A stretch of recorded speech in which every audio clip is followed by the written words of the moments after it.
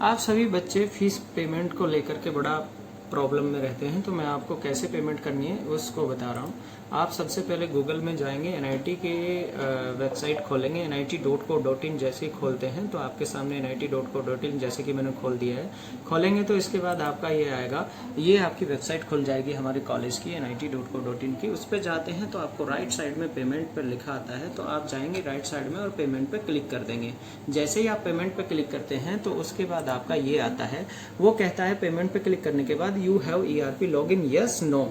तो जो बच्चे नए हैं वो आप नो पे क्लिक करेंगे। जो बच्चे पुराने हैं, जो second year, third year, fourth year, वो कोई से भी कोर्स के हों, चाहे बीटेक हो, चाहे BCA हो, चाहे MBA MCA किसी भी कोर्स के हों, तो वो उस पे यस पे कोर्स करेंगे, यस पे क्लिक करेंगे। जो बच्चे पुराने हैं, second year, third year, fourth year, ठीक है, तो आप उस पे जाके क्लिक करेंगे। अब जैसे नए बच्चों के लिए मैं पहले प्रोसीजर बता रहा हूँ, नए पे आप नो पे क्लिक करेंगे। नो पे क्लिक करने के बाद आपके सामने ये खुल के आ जाएगा, ये विंडो खुलेगी। इस विंडो में आपको सबसे पहले अमाउंट आएगा, तो अमाउंट में आप जितना अमाउंट डालना चाहते हैं, 1 लाख या आपकी जितनी फीस है वो, या 50,000, जो भी डालना चाहते हैं वो डालेंगे। यहाँ पे फिर आपको समस्या यह है कि आपको अमाउंट पूछना पड़ेगा कि कितना बचा है।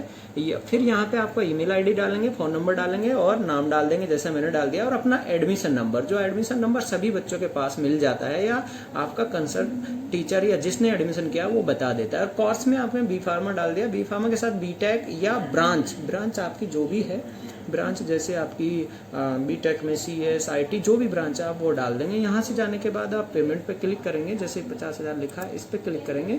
क्लिक करने के बाद आपका ये आ जाएगा, QR कोड से करना चाहते हैं QR कोड कर सकते हैं, UPI से करना सकते हैं कि UPI से, या आप कार्ड से करना चाहे कार्ड से, नेट बैंकिंग के द्वारा, वॉलेट द्वारा। जैसे कि मैं QR कोड से करना चाहता हूँ, इसमें लिमिट होती है आपकी, जैसे कि 50,000 UPI की है या 1 लाख, उससे आप उतना अमाउंट कर सकते हैं या 2 बार में भी कर सकते हैं। QR पर क्लिक करते हैं तो QR पे जाकर आप पे करेंगे, QR का ऑप्शन आएगा QR कोड का, यहाँ से जाकर आपका QR कोड जाएगा, यहाँ से कंटिन्यूस करेंगे तो ये पेमेंट आपके इसके माध्यम से हो जाएगा। पेमेंट होने के बाद फिर आपको कॉलेज में जाके उसकी रिसिप्ट अकाउंट ऑफिस से कटवाना होगा, तो आपको यहाँ से इस माध्यम से आपको पेमेंट डन हो जाएगा। ओके, अब मैं उन बच्चों के लिए बता रहा हूँ जो बच्चे second year, third year, fourth year के लिए हैं। वो क्या करेंगे, आप ना यहाँ पर यस पे बटन पे क्लिक करेंगे। जैसे वो यस पे क्लिक करते हैं तो आपके सामने ये खुल के आ जाती है विंडो। इस विंडो में आप क्या अपनी आईडी और पासवर्ड डालेंगे। जैसे ही आप आईडी पासवर्ड डालते हैं, आईडी में क्या डालेंगे, जो बच्चे की आईडी है ERP आईडी, ERP मतलब 0, जैसे कि मैं आपको डाल के बता दे रहा हूँ, 0241 BPH 050,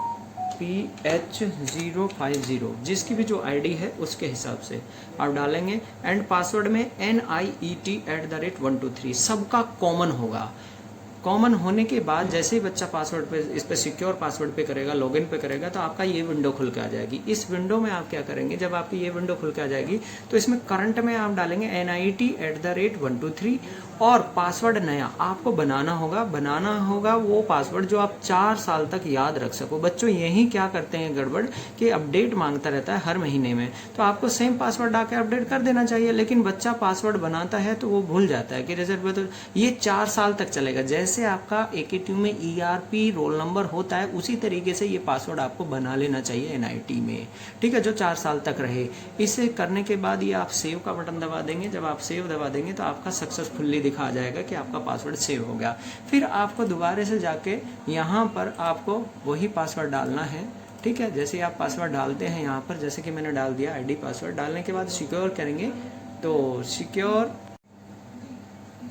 तो जैसे ही आप आईडी सिक्योर करते हैं तो उसके बाद आपका ये ऑप्शन खुल के आता है, जैसा कि मैंने आपको बताया है। इस ऑप्शन में फिर कहाँ पर जाएंगे आप, फिर पेमेंट का ऑप्शन आ रहा है ऑनलाइन, इस पर आप जैसे ही क्लिक करते हैं तो क्लिक करने के बाद आपके सामने ये खुल के आ जाता है। जो बच्चे की अमाउंट बची हुई है वो आपको यहाँ पर दिख जाएगी। अगर 1 लाख से ज़्यादा है तो आप इस पर क्लिक करके यहाँ से चेंज कर सकते हैं। वो 1 लाख से 2 बार में भी, बच्चों की समस्या आ रही है कि 1 लाख से ज़्यादा है तो वो पेमेंट 2 बार में नहीं हो सकती, वो 2 बार में हो सकती है अगर बच्चा यहाँ से चेंज कर सकता है। अगर 1 1 लाख से ज़्यादा है। अगर 1 लाख से कम है तो वो चेंज नहीं होगी, फिर वो वन टाइम ही पेमेंट करनी पड़ेगी, ठीक है। और पेमेंट वैसे कॉलेज में हमारे वन टाइम होती है। फिर इसके बाद आप क्या करेंगे, यहाँ पे प्रोसीड का बटन आ रहा है, यहाँ पे जाके क्लिक करेंगे प्रोसीड पे। प्रोसीड पे जैसे ही क्लिक करते हैं तो वो सारा अमाउंट यहाँ पे फिल होके आ जाता है। और इस पे जाने के बाद आप यहाँ से पे नाउ पे करेंगे। पे नाउ पे जैसे ही करते हैं तो आपके सामने वही पुराने वाला सिस्टम खुल के आ जाता है, QR कोड वगैरह ये सारी चीज़ें, ठीक है। जैसे ही आपके ये करके आएंगे तो यहाँ से कोई एक बटन सेलेक्ट करेंगे, सेलेक्ट करने के बाद आप पेमेंट कर देंगे, ठीक है। जब आपकी पेमेंट हो जाएगी तो रिसेंटली आपका पेमेंट होने के बाद आपके सामने वहीं पे ही फी पेमेंट का ऑप्शन आ जाएगा जो आपने पेमेंट की है। तो वहाँ पे आपका ये बटन आ रहा है, आपका प्रिंटर का बटन है, इस पे जाके क्लिक करेंगे तो यहाँ से आपको रिसिप्ट मिल जाएगी। ये रिसिप्ट आपको अपने कॉलेज में किसी को भी दिखाना है तो यहाँ से जो आपने पेमेंट करी है, जिस डेट में पेमेंट करी है, सीधा आप जब पेमेंट पे एक चीज़ का ध्यान रखेंगे, जब आप पेमेंट करेंगे करते समय इसको ऐसे ही छोड़ देना है 1-2 मिनट के लिए, तुरंत बैक मत करना, चाहे फ़ोन से कर रहे हो, चाहे डेस्कटॉप से कर रहे हो, चाहे मोबाइल से कर रहे हो, जिससे आपकी रिसिप्ट जब तक जनरेट ना हो। अगर किसी वजह से जनरेट नहीं हुई है तो आप उसको छोड़ देना, जल्दबाजी मत करना। रिसिप्ट जनरेट हो जाएगी आपकी, सीधा आपके लॉगिन पासवर्ड में आ जाएगी। Okay, thank you.